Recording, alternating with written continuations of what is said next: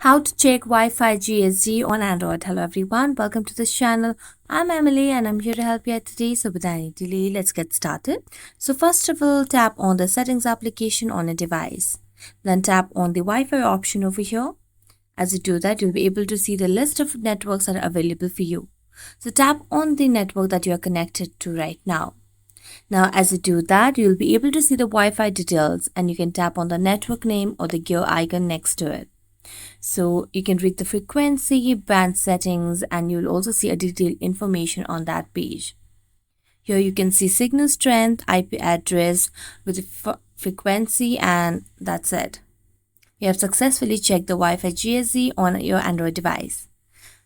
So thank you so much for watching this video. If you enjoyed watching this video, then don't forget to like, subscribe, and hit the bell notification for more updates. That's it for today, and see you next time.